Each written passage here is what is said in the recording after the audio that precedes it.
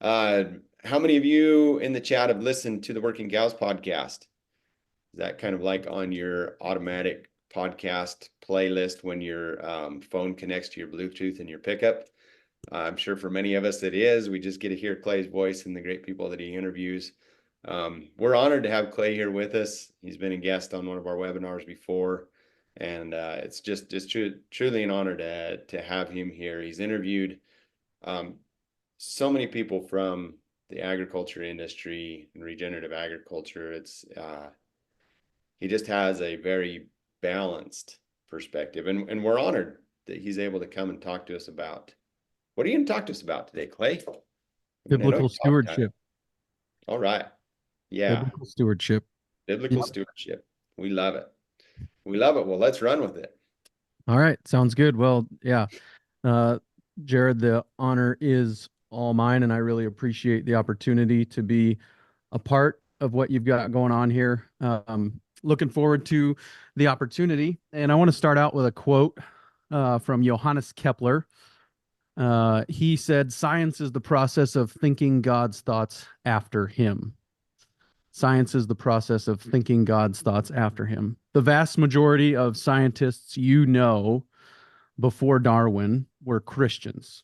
Johannes Kepler, Louis Pasteur, Copernicus, Galileo, Newton, Mendel, all of them uh, followers of Jesus, believers in the death, burial, and resurrection of Jesus. And they made their discoveries in science because of their Christian faith, not in spite of it. And so today, what I want to do is look at a couple of competing narratives or differing narratives and just kind of compare them, contrast them, and then look at the difference that what the story we believe we're a part of, what difference does that make? If I believe I'm a part of this story versus that story, what difference is it going to make in my management? What difference is it going to make in the way that I handle the resources entrusted to me and some of those things? So the first narrative number one, is his story, as in God's story.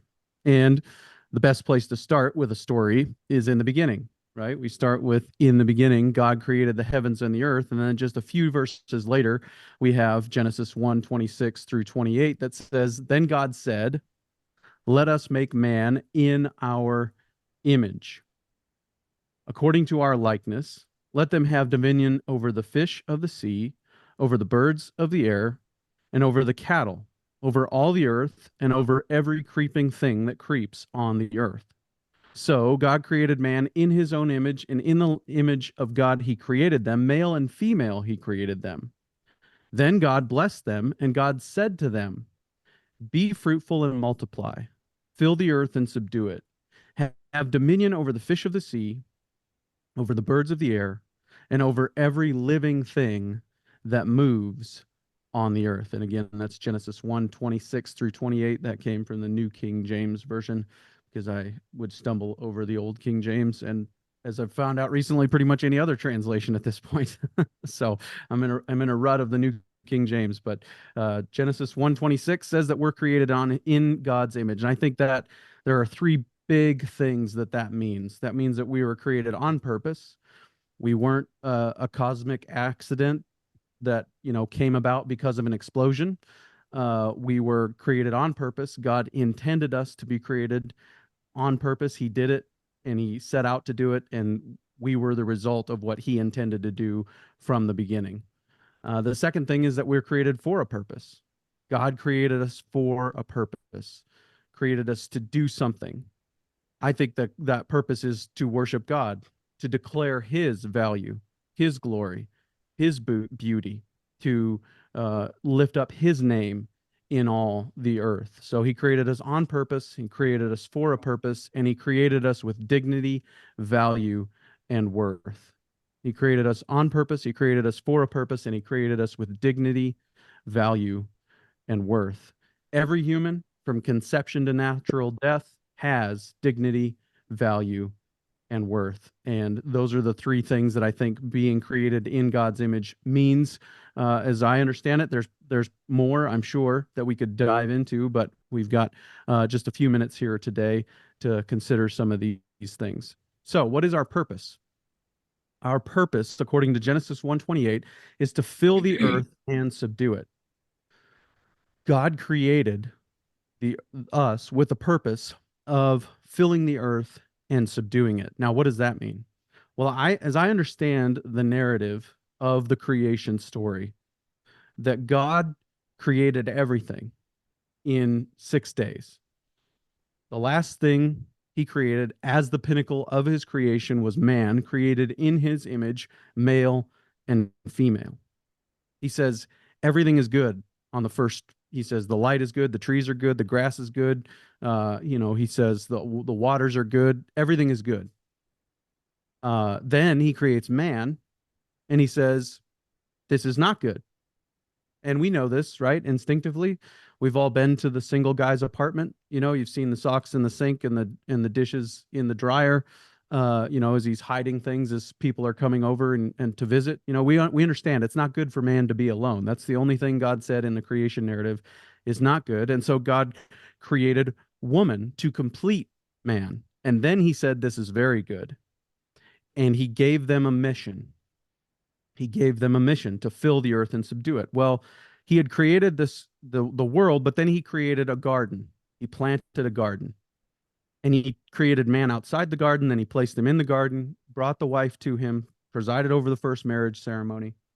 And he said, I want you to take this garden pattern and fill the earth with it, to go out and to steward creation. Now, obviously, this is too big of a job for just Adam and Eve, and it was going to take generations and generations to fill the earth with people and to spread out over the earth and do this. But basically, they were supposed to take that garden pattern from Eden and fill the earth with that abundance and fruitfulness and all of those things, right?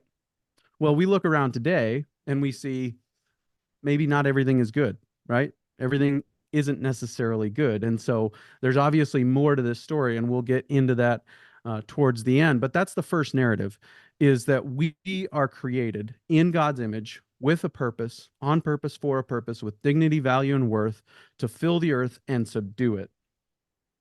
To fill the earth with, the knowledge of God, but also to take the pattern that was in the Garden of Eden and spread it out into the rest of the world. So then we come to the second narrative. The first narrative, his story, that is God's story. If I, to be cheesy, I could say it's history, but his history is his story. The second narrative is to trust the science. Narrative number 2 is trust the science. And this is that man is an invasive species. Basically, when we see that, when we look at the world and we see, well, everything has come about through random, undirected processes, then we will come to the conclusion that man is an invasive species and that man is not good for the creation and that we need to preserve areas from man's influence. Well, we've seen how that goes. It doesn't always go well. In fact, in a lot of places where we have preserved creation from man's influence, those places go backwards. They don't get better, right? I mean, this is one of the things that Alan Savory has told us in his experience, was when they killed the elephants in Africa, the speed of the desertification increased. So it wasn't about removing the animals. It wasn't about removing man's influence. It was about actually implementing the influence of man. It was about actually moving animals from one place to another. And I just recorded a fascinating episode with Tom Kravitz from Athabasca, Alberta. And we were talking about how the Native Americans were really, in large part, played a large role in influencing the patterns of the bison. And that when the smallpox pandemic broke out, spoiler alert, this is coming out in a few weeks, but when the smallpox pandemic broke out and the native populations declined, then the buffalo started to overgraze and their population started to decline as well. And so that's kind of some of the contrasting narrative that has been brought to bear on some of those things. And so if we don't need to remove man. Man is not an invasive species, according to his story, according to the story of the scriptures. Man was put here to fill the earth and subdue it. And I think that's what we're doing when we use when we use regenerative principles to manage our livestock. I think we are obeying that command. We are using our minds to look at the world and see how God designed the world and match our management to his design. So we are not messing up creation. We are not an invasive species. We are here for a purpose. And I believe that man's influence can make land better than it can be apart from man's influence. Now, is that always the case? No. Does it still happen that we are causing desertification in the landscapes? Absolutely, 100% yes. I was talking to Alan Williams the other day from Understanding Ag, and he said that in the same week in Alabama, a place that gets 60 inches of rain per year, they had a dust storm and a flood in the same week. Well, it's a broken water cycle, right? And it's in large part tillage that's causing those issues. Uh, leaving the soil bare, giving it ability to cap when rain comes and the water to run off, and then it's dry and the wind blows and it's a dust storm. So I mean, we've got this broken water cycle. So man's management isn't by default good. We've got to look at the world, examine the world, figure out how God created the world, and then work to make our management match those things. So when we match our management with God's design, the earth is an abundant, fruitful, self-healing, self-organizing, self-regulating system. When we match our management with God's design, the earth is an abundant, fruitful, self-healing, self-organizing, and self-regulating system. And we just look and say, when does the microbiology thrive? When does the grass plant live its best life? When does the water infiltrate best? Well, it's when we give appropriate recovery periods. It's when we shorten the graze period and give appropriate recovery and get as much animal impact in a concentrated area as possible, right? We give all these things, the ranching for profit, grazing principles, the 3 rules of adaptive stewardship from Understanding Ag, right? When we get all these things put together, I think it's just us in common grace figuring out how God designed the world to work best and matching our management to his design. And then we see that the earth is an abundant, fruitful, self-healing, self-organizing, and self-regulating system. The fact that rewilding these landscapes didn't work without management from mankind was as I said earlier, was one of the fundamental observations of Alan Savory. And he shows the pictures of the fence line comparisons between land that is preserved from animal impact, from man's influence, and land that is managed. And so what does this have to do with legacy, right? This is the Regenerative Legacy Summit. So what does this have to do with legacy? We should probably answer that question. Well, first of all, I think it gives us a better story. To think that we are created in God's image on purpose, for a purpose, with dignity, value, and worth, and that purpose is to fill the earth and subdue it, is a great story, rather than man as an invasive species and his influence needs to be, taken away from certain areas of the world. Secondly, it brings satisfaction, right? We're doing what we were created to do. This, like, contrary to what you might have heard, the oldest occupation in the world is actually a farmer or a rancher or a gardener, whatever, an agriculturalist, right? That's what Adam and Eve were put here to do. And that's what they were created by God to do. And so we are created for that purpose. And we get satisfaction from knowing we're doing what we were created to do. The third one is meaning. It gives us meaning. Every task has meaning. It's not just a mundane task. Oh, here I'm again reeling up the polywire, right? No, this is me fulfilling the purpose with which God created me to do, to fill the earth and subdue it, to uh, to bring life, to foster life on this planet. And so it brings us meaning. This is the contrast, right? Oneism and twoism. Is it oneism, which is everything's in one box? We're no different than the plants or the animals or the trees. We're just slightly more evolved than the animals. Or is it twoism, that God is one thing and he created everything else? And he placed us here with a purpose to fill the earth and subdue it. Now, some invitations. How do we line up our lives with this story, with his story? The first one is to repent. We stop trying to take control of our own story. Stop thinking it's all depends upon us. It's all up to us. Just repent from that story. Change your mind. That's what it means, is to change your mind. Change your mind about the story you're living as a part of. To turn from your own self-direction, turn from your own life, and turn to Christ and submit to his lordship. And that's believing that the death, burial, and resurrection of Christ was the only sufficient payment for sins. That's the point, right, of what I said earlier. Everything was good, right? When God said everything was good, everything was very good. But then we look around now and we see everything is not very good, right? Everything is not very good. And so we have to say, what happened? Well, man chose to go his own way. Man chose to eat of the fruit of the tree of the knowledge of good and evil. And man chose to do his own thing. And so now we have to stop trying to do our own thing and believe in Christ. And then we become part of this story. So then we join the story, right? We participate in the story. We become participants in this story of what God is doing in the world, and we get to join him.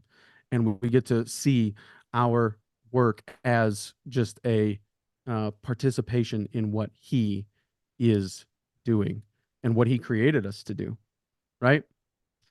And one thing that recently came to my mind is that this changes the story we believe we're a part of.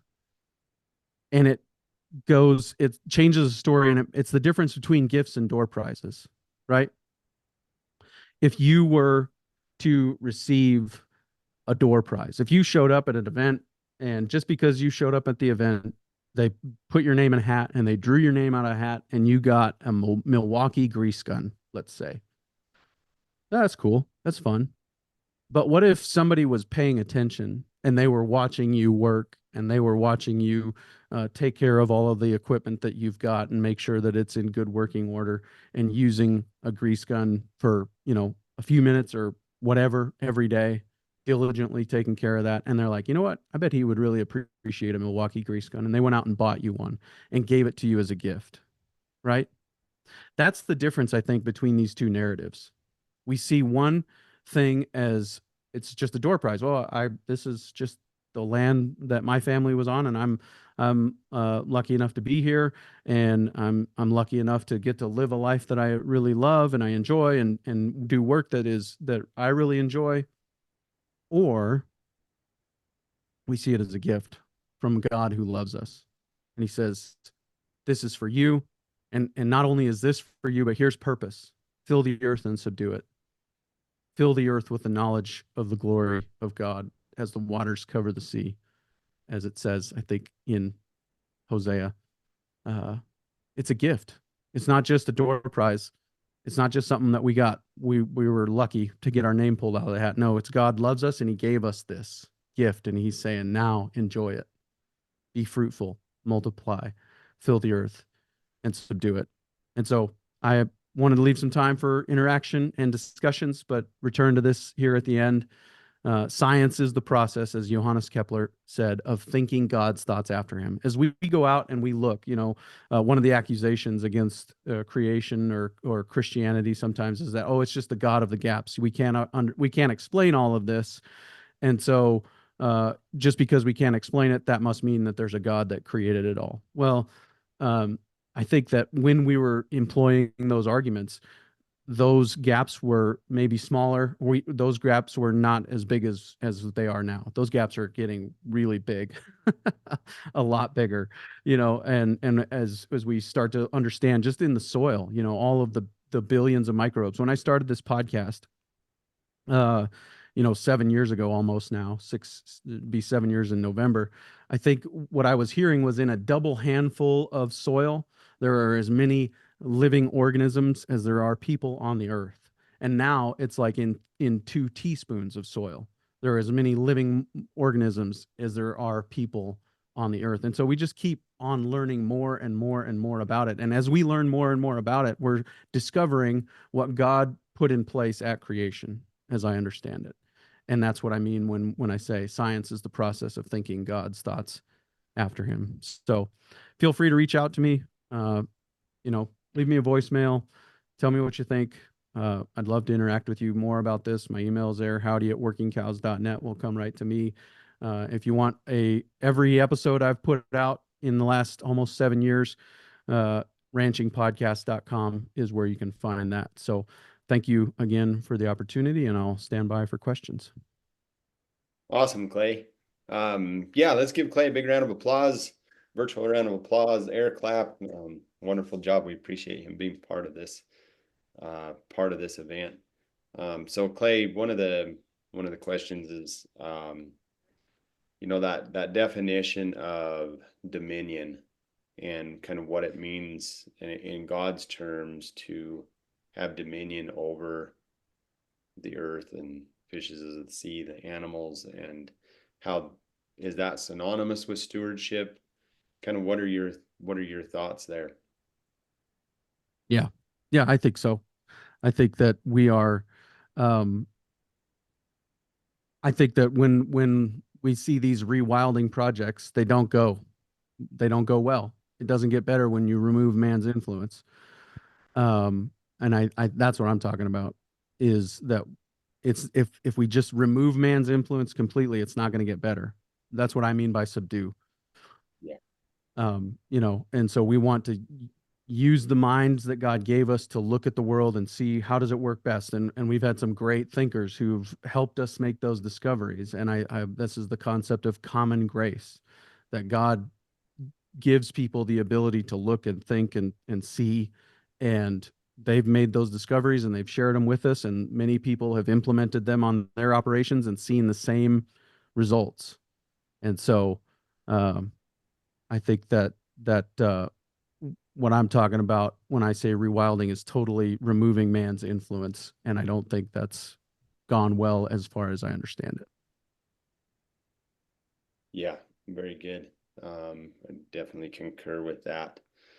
Um, with all the individuals, amazing amount of people that you've been able to interview, I don't know, is there maybe a two-part question? And you can definitely have full permission to be biased here and take it for what it is. But is there one that you're just like, man, that's the one that I would recommend people go and listen to, and why? And then are there any commonalities between the speakers? They're like a common theme between the speakers. It's like, this thing must be important because I keep hearing it. Yeah. Um, I think humility is a big one. Um, I get this question a lot about favorites, or and I think that I'm too close to it. I end up listening to every episode at least 3 times before it gets released, and then it's too hard to keep every one of the 380 whatever episodes straight, that I've got recorded to this point. And so um there are definitely some highlights. Uh, but I think that it's hard for me to pick a favorite or one. But I think the humility, just being willing to learn from anybody. Uh, I think that goes to your point of forget, right? The fast learning, forget. You got to be willing to forget what you know. You got to be willing to forget what you know and just be willing to learn from anyone. And, I mean, I've said, uh, I going back and listening to the early ones is kind of painful, but it is, I mean, Dallas Mountain on episode 2, the 4 pillars of a ranching operation, what Melinda just shared, was one of those that I think continues to be basically that's every other episode is just a fleshing out of one of those 4 principles, one of those 4 pillars, right? Of land, animals, money, and people. And so, uh, yeah, I think that's always going to be a highlight. And Dallas was the guy who inspired me to start. He's the one who said somebody in this room should start a podcast, and so that one is always going to be a special one to me, I guess. Yeah, appreciate that. That's great. Yeah, those of you who go ahead and start typing in the chat what your epiphanies are, what your takeaways are, practice that principle of teaching to this community here, what you've gleaned from this. Somebody asked, what's your greatest aha moment, Clay? Um, well, I think it's just been a series of aha moments, but just I think honestly, one of my biggest aha moments was when I asked Nicole Masters if she struggled with the imposter syndrome. The imposter syndrome is like, I don't have a right to be here. I don't have anything to say. Everybody here knows what I'm going to say or is smarter than me on these subjects, which is every day of my life. And especially on an event like this, I feel that way for sure. But she said, yes, absolutely. Every day. I'm like, you're the world renowned agroecologist and you struggle with the imposter syndrome, you know, and I think that just goes to show that it's something that is common to man, and so we need to fight that, resist that, and just realize we can learn from anybody, and sometimes if we just the way we've been seeing things is different enough that it will help somebody else, you know, help somebody else learn differently too. Yeah, thanks for sharing that. I don't know if that was on record or not with Nicole, but man, it's kind of what I needed to hear because It certainly, was in Patreon bonus content, which there's a preview of that in the freebie that I put together for this conference or the summit. I'm not sure if I've ever released it to the broader feed, but yeah. So so Margot just dropped that in the chat. Basically, if you go there, it should be pretty self-explanatory how to be able to pick up on the gifts and offers that each of the speakers or some of the speakers have to offer. Not everybody had that, but we welcome that and encourage you to go check that out.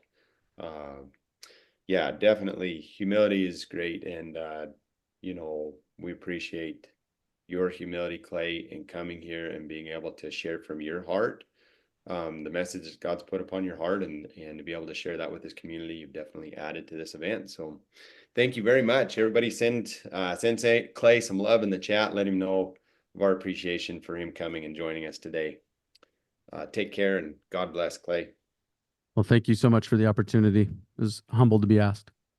Absolutely. Yeah, grateful that you were willing.